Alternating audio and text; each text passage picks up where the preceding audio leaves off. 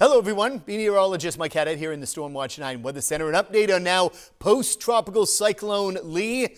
Top sustained winds as of early this afternoon at 70 miles per hour. You can clearly see the rotation here moving up into the extreme western part of Nova Scotia and the Bay of Fundy, moving due north at about 20 miles per hour.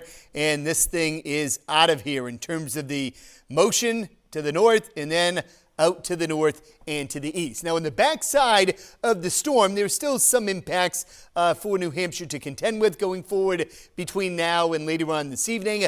Could be a passing shower, but really we're focused in on some gusty winds that have led to several thousand power outages across different parts of the state. The top wind gust so far today, 46 miles per hour in Manchester. Of course, Mount Washington has been blowing a hurricane there. Top wind gust in the last hour or two, 85, but could climb even higher in the coming hours. Elsewhere, top winds generally 24 to 37. The only real surprise that I've seen so far is the coast. Portsmouth, just a gust to 28.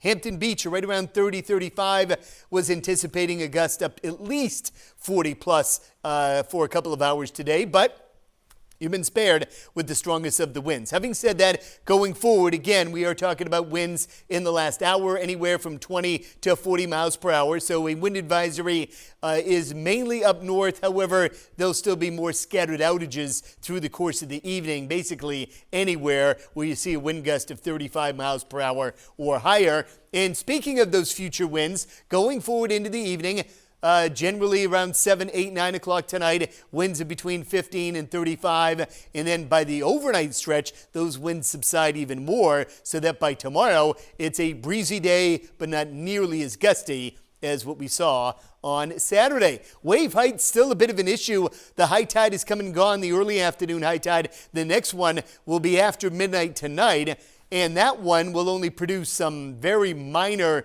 beach erosion.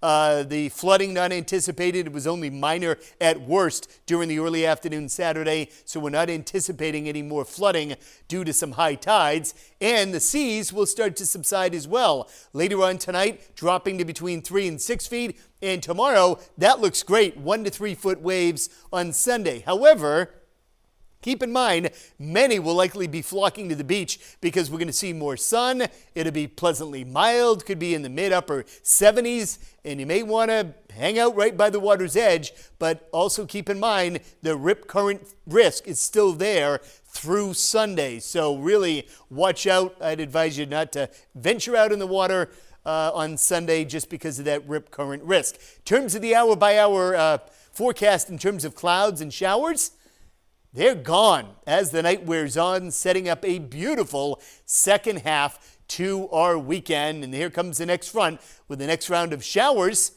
later on Sunday night, but especially Monday and on Monday night. Could be a few downpours building in during that time before that system pulls away for a nice stretch starting on Tuesday.